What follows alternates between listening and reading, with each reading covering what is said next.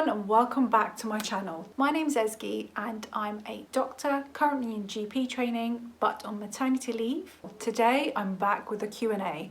I've had so many questions about my maternity leave, how long I'm going to take, how it all works and how is it different to other professions when you're on maternity leave as a doctor.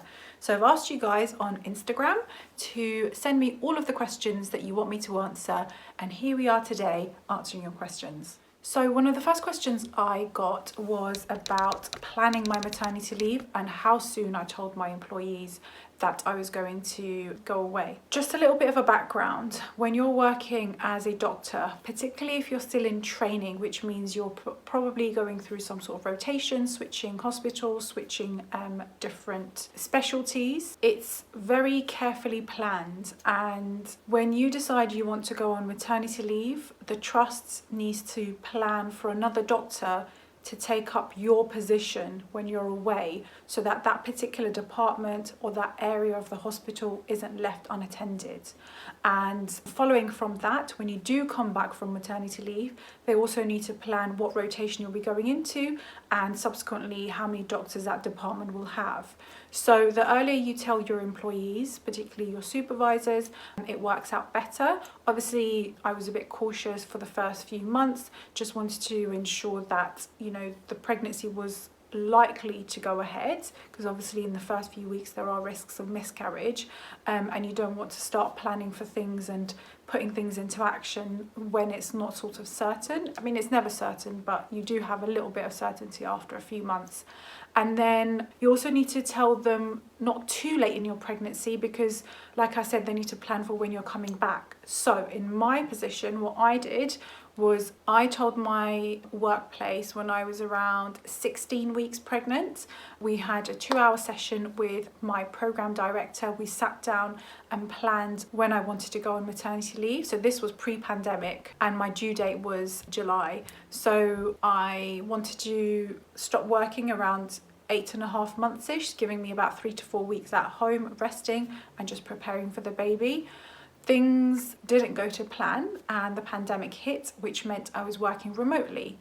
But then that also meant that I was able to work further into my pregnancy because I was doing more office-based work and it wasn't strenuous. So I wasn't doing on calls or nights or weekends and that sort of stuff. And then during that same planning meeting, we had to plan when I was coming back. So we had to plan the return date for the middle of a rotation for when all the GP trainees rotate. Because I'll be going back at 80%, so less than full time, I needed to plan it in such a way that by the time I got to the end of that rotation, I was back in sync with everybody else rotating, at least for that one rotation. So there is a lot of planning involved. You need to work out what rotation you're going back into, how much time, at what percentage you want to come back at. So some people do 50%, 60%, 70%.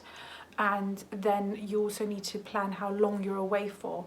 And so there is a lot of sort of planning involved and it's not just straightforward as I'm going to go away on this day and be away for this many months and come straight back into work. So I hope that clarifies that question. So lots of people are also asking me, how long is maternity leave? So working for the NHS, your maternity leave is for 12 months, of which you get paid somewhere or another for 9 months. So you end up, if you do take the full 12 months, which you don't have to, but if you want to, then that means that 3 months of those is unpaid. To be eligible for maternity pay, you have to be working in the NHS continuously for 1 year with no breaks in between. As you may know, at the point that I went on maternity leave, I'd been working for the NHS just under 3 years, so I was more than eligible for my maternity pay. And the maternity pay scheme with the NHS works a little bit better than all the other companies because we get our full pay for the first 2 months and then that subsequently drops until you get to about the 6-month mark where you're then on statutory pay for a further 3 months and then you don't get any pay. And the pay aspects of things obviously does play a factor into how long you want to be away, in addition to all of the other placement planning that you have to do. So another question is, do you do extra jobs as less than full-time or are your jobs much longer? So this really depends. For me, it means that one of my jobs is going to be longer. So when I go back in June, I'll be starting on psychiatry. So that's a 6-month full-time placement that I'll be doing over a 9-month period, because I've got 2 weeks of catch up to do from where I left off from work as well. Because I'll be going back at 80%, that subsequently means that my training is extended. Whereas other hospitals, depending on what rotation you're doing, will get you to do 2 jobs within that same time period. So for example, if I was coming back at 60%, meaning that I was going to be on that job for longer, they're not going to put me on a 6-month job for a whole year. What they'll do is put me on that job for 6 months and then change me over to another job for 6 months until I get together my full-time equivalent days, if that makes sense. So say for example, if you're working full-time, you're working 100 days, for example. For me, at 80% to make up those 100 days, I need to work 125 days to get the same full-time equivalent. So that's why that one rotation for me is going to be longer. If it was going to be much, much longer than that, then they'll break it into 2 and ensure that I get more exposure and change jobs. Because after a point of time in a job or rotation, as we say, your learning has sort of reached its capacity and you're not gaining very much by spending any more time doing that particular specialty. So following on that, people have asked, does that mean that my training is going to be longer? Yes, as I've roughly taken out 11 months off for maternity leave and I'll be going back at 80%, so less than full time, it means that my training has 1, extended by 11 months and 2 is going to extend further because I'll be taking longer to make up for the days in training. Questions on pay scale as well. So as I am going 80%, like I said, that means that my pay will drop by the 20%. So I don't know how much that works out exactly because it's not an exact 20% cut. It will affect your pension contributions and your tax, etc. So it might not be a clear 20% cut, but it's roughly in that region. Lots of questions about how I'm keeping up to date and keeping in touch with my clinical work as a doctor in maternity leave. So I'm not sure how other professions work, but with medics, we are encouraged to do things called keep in touch days. So these are called kit days and they ask us to do a maximum of 10 of these days. They can involve things like attending teaching, attending induction, attending clinics during your maternity leave so that you still have a little bit of exposure to medicine and you don't feel totally disconnected, and you take the initiative to keep up to date with your knowledge. So the whole purpose of this scheme is that it makes it easier for you to go back into work when your maternity leave finishes and you don't feel like a fish out of water.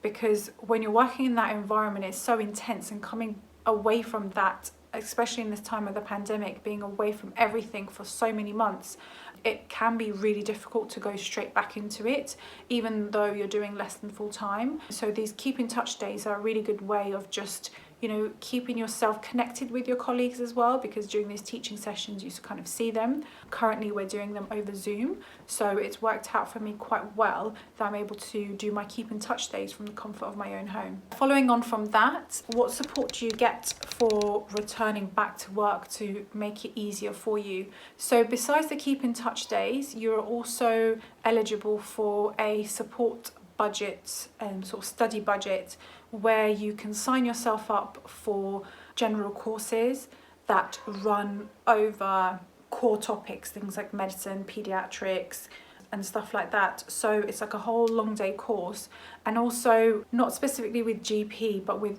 medicine, sort of other specialties. They give you the option of having an extra doctor on the shift whilst the doctor from maternity leave is working. One, to support the doctor that's just returned from maternity leave, and also to support the team, because the doctor who's returned may not be back up to their full speed as soon as they come back. So that study budget can be used towards getting a locum person in to support the team whilst the doctor is easing their way back in. So there is lots of support involved. So someone's asked, can you take your maternity leave at any time? You have to go on maternity leave after your due date, basically. Even if you have not yet delivered and you're overdue, you have to go on maternity leave the day that you submit as your due date. and you have to be away from work for a minimum of 2 weeks. And if after 2 weeks you want to go back to work, which is crazy in my opinion, and it used to happen loads back in the day, but you can. And yes, you can take a maximum of 12 months off work. And I think that if you do extend your leave past 12 months, it no longer classifies as maternity leave. It goes under a career break. And I'm not too sure about how things work at that point. But because I've not considered that myself, I've not really looked into it. So lots of people are asking me about when is the best time to take maternity leave.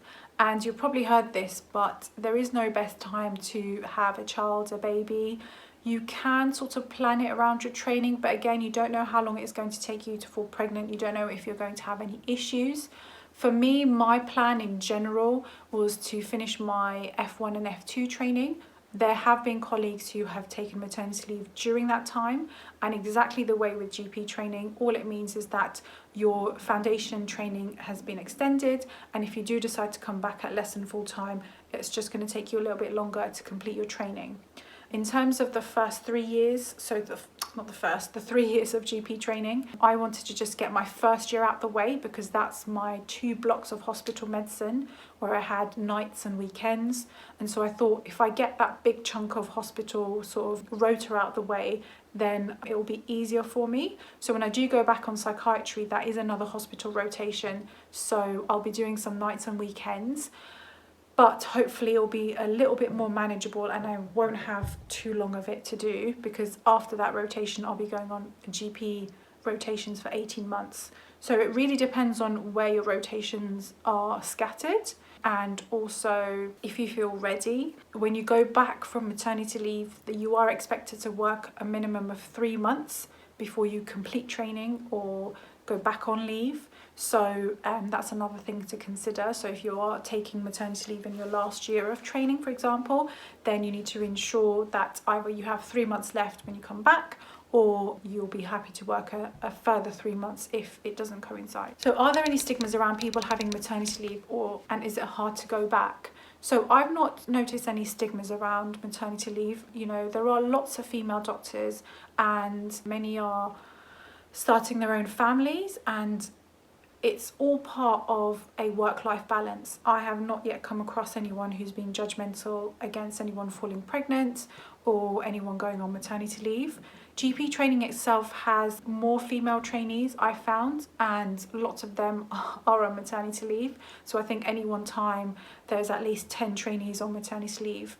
And it's sort of encouraged actually, because when you're on maternity leave during your training, you get a lot more support during your leave and also when you come back to ease your way back into work. And that's not always the case if you're fully qualified and you're working in a GP practice, for example. So the general consensus is that if you do want to get pregnant and go on maternity leave, that you do it during your training. And a really good question that I've had is, what's the one piece of advice you would give to other mums about maternity leave in a pandemic? One thing that I really struggled with was how different my maternity leave was and my pregnancy experience was to what I imagined it would be from the point that I got pregnant. I was imagining having lots of family and friends over, going to sort of baby groups, sensory classes and play dates, you know, being able to go to my parents' house loads and just basically sharing the memories of bringing up Ella with my family and friends. So besides the support, it's just knowing that they're also experiencing the joy of having her in this world with me. The more I dwell on that, I don't know if you can hear Ella upstairs, she's like giggling with her dad. And the more I dwelled on that, the more upsetting it was, and it wasn't helping anything or anyone.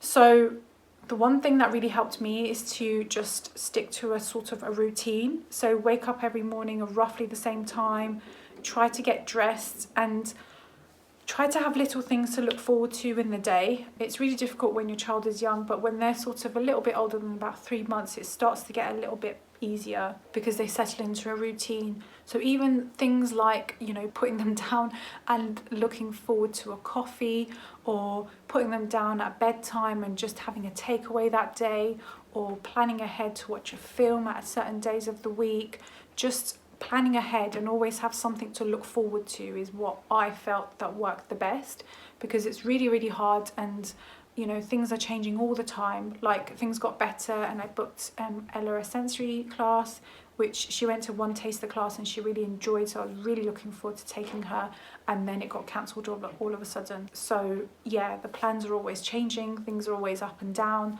I think one thing that motherhood has taught me is to be adaptable. It's very frustrating that your life is so unpredictable. And even if it's just the little things that you don't know when they're going to wake up, you don't know if they're going to be frustrated that day, if they're going to eat, if they're going to be teething. It's just all so unpredictable, and you have to be able to adapt to that, if that sort of makes sense, and accept that that is now your life in a nice way, because being a mum is a change and there are hard sides to it, but it's also quite enjoyable. And I think the good sides outweigh the negatives. I don't even know what my maternity leave would have been like. I mean, I have ideas about what I would have liked to have done, but I don't know how it would have been like in reality. And because Ella is my first child, I don't really have anything to compare it to, so I'm kind of just in the middle, and I have zero hope of things getting better enough for me to have a sense of what maternity leave would really have been like before I go back to work.